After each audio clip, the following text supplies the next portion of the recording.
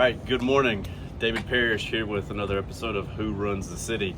As you can tell, it's a little colder. Should probably have some gloves on today.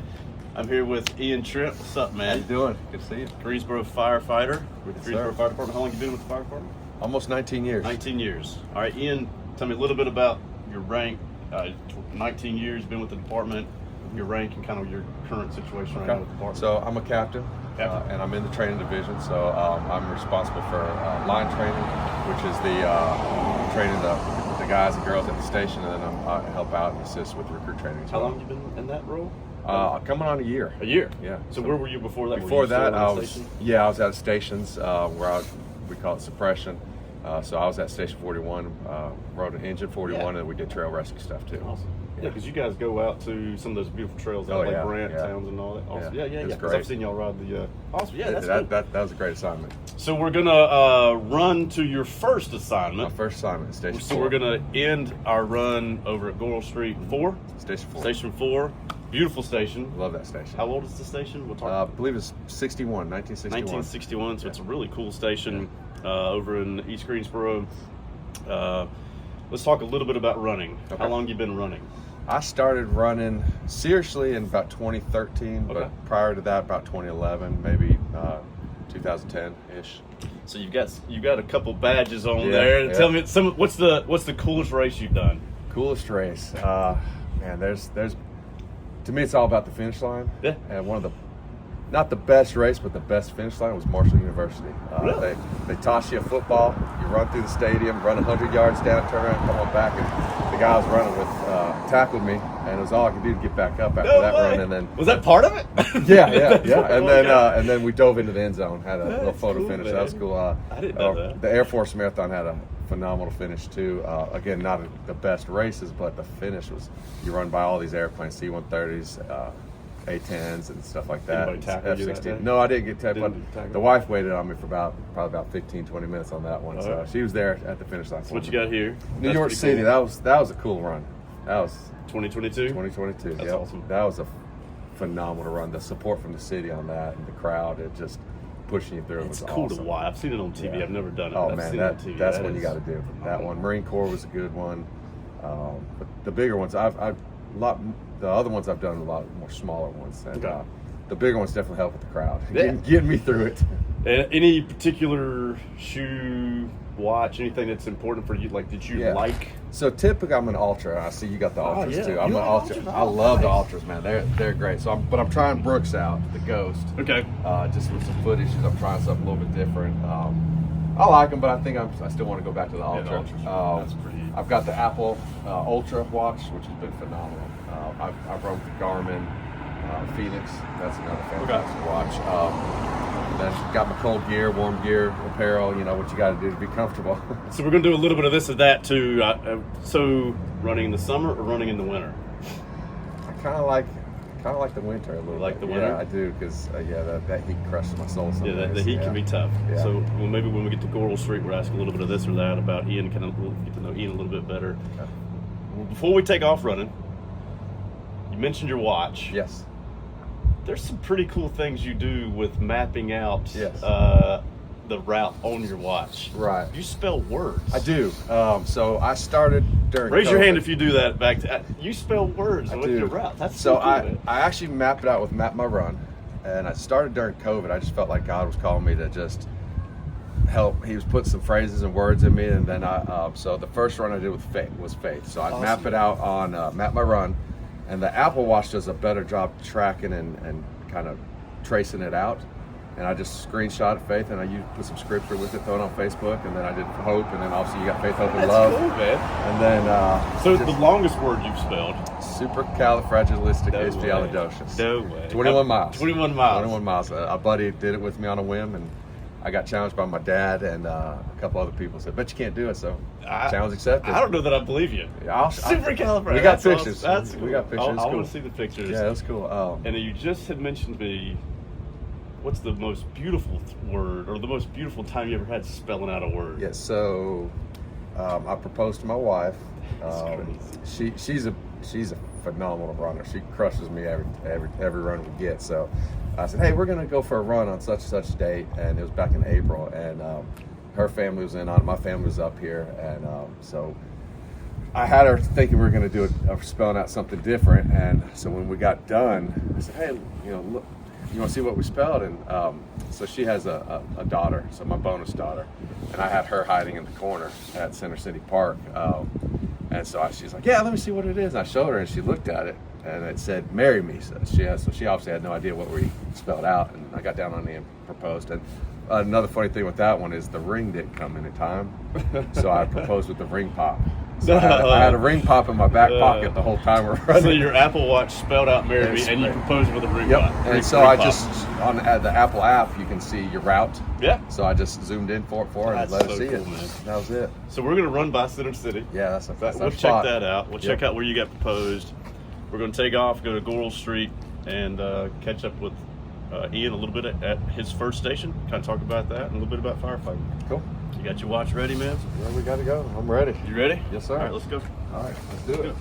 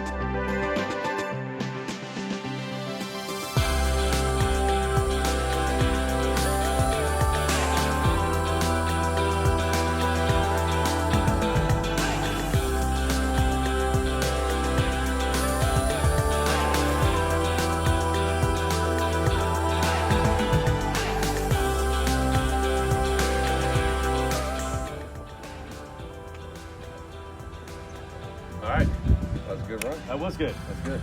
So we've done maybe about a mile and a half or so from the original Central Station downtown. Maybe not many of you knew that existed right there on Green Street, to Station 4 here on Goral. Beautiful area. Love the area. If you could see behind you there, just beautiful houses across the street. What's this house here? That's the Magnolia House. Magnolia House. That was a big historical house back in the days. Yeah, it's a phenomenal home. Yeah. So Goral Street, this was your first assignment. This is my first assignment coming out of training. As you call on suppression. Yeah, on the suppression side of. How long were you here? I was here about 4.5, almost 5 years. Wow. So yeah, that's a pretty long assignment. Yeah, and, I mean, there's guys that have been here much longer.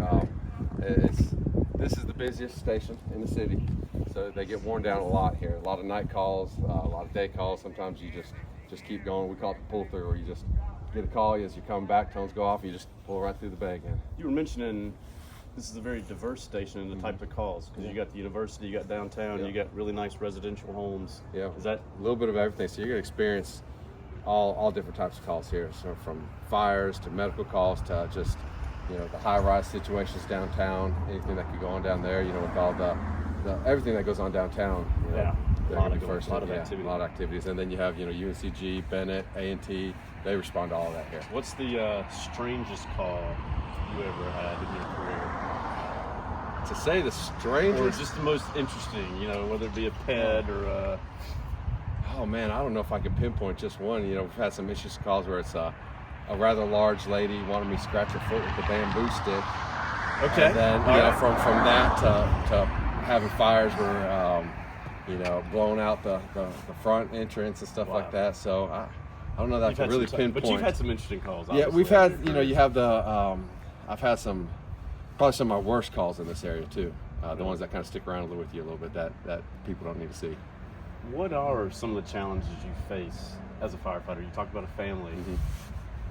The shifts are tough. Yeah. The calls are tough. What you see is hard. Like, you see things that I've never seen. What are some of the challenges you face personally over your 19 years? So it kind of changes throughout. You know, when you're young here, you're just trying to figure it out, how to deal with the calls, how to deal with being up all night, and just how to deal with life as being a firefighter. And then as you get more senior in the department, more senior in your rank, you have to help teach the younger ones. And then, you know, you come into that mentor phase of your career. And then as a captain, now you're overseeing kind of everyone and just make sure everyone can handle what they're doing, what they're seeing, and make sure we get home to our families. Yeah. The family life is great. You know, I've got a rock strong wife.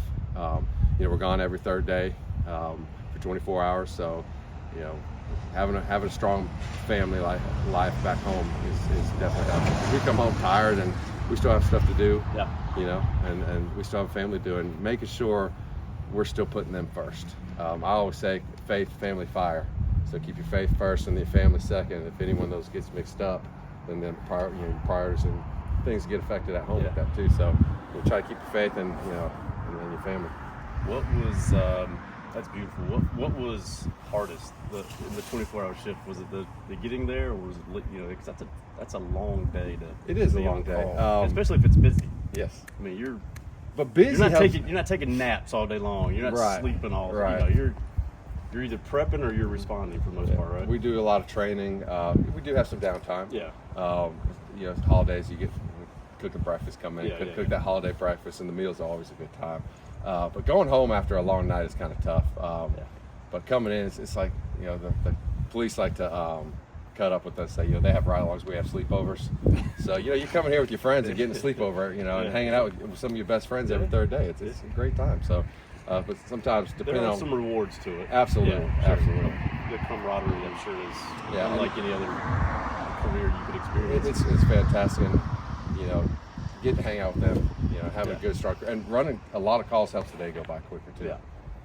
The downtime is where I don't like a lot of downtime. So you talked about cooking, this or that, you know, sausage or bacon? Bacon. Oh, bacon. Yeah, bacon.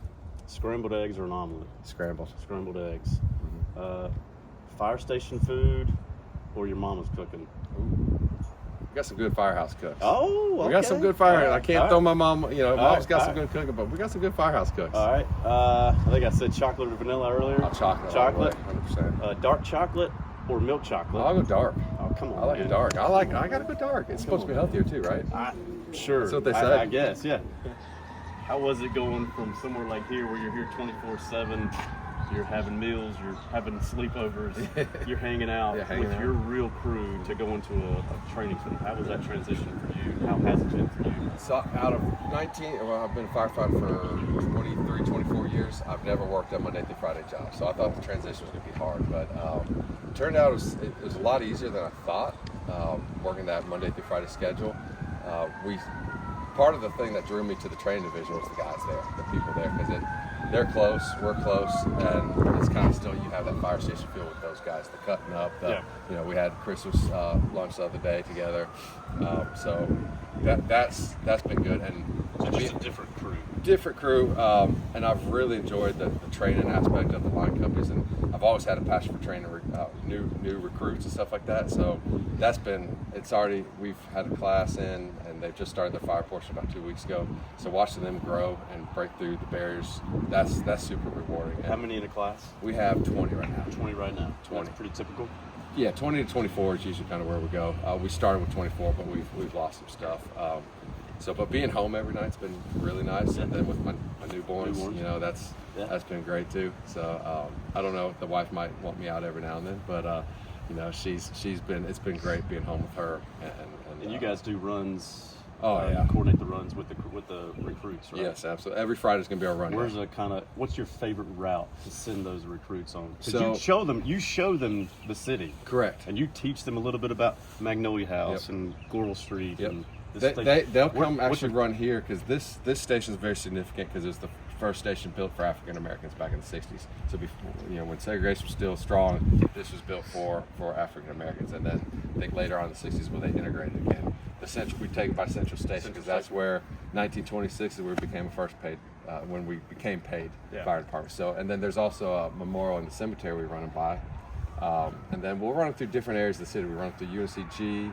We'll run them to Station 5, and they'll actually get a little workout there. They'll come here and do a little workout. We'll go through A&T and show them some of the stuff down there, the downtown.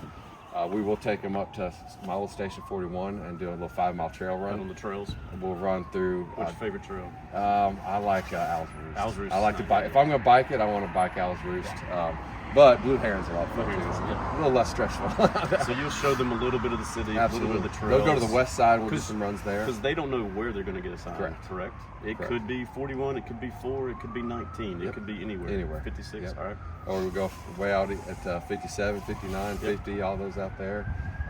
Anywhere. So we try to show them just a little bit instead of just doing the same runs from, all right, we're going to hit the trade center, we're going to run downtown and come back. We'll do some significant runs too, run down to where we had that Mayday and the collapse on Cape Sutter. So kind of show them a little bit about us and, significant parts for us. Well, man, this was awesome. It was a great run.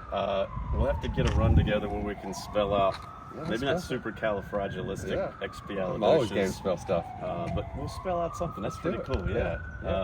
Ian Trent, my man. Good to see you. My new running buddy. Let's go. I'm not doing New York City with you. I don't think I can keep up with you. But glad to be here to hear a little bit about the history from your experience here in Greensboro. Because you came from Alabama, moved to Greensboro, started with the fire department. That's it. Amazing. Brought me and here. you've been here ever since. Been here ever since. All right. This is why we do this. This is cool. David Parrish, who runs the city. My man Ian. Thank you for what you're Appreciate doing, buddy. Take care.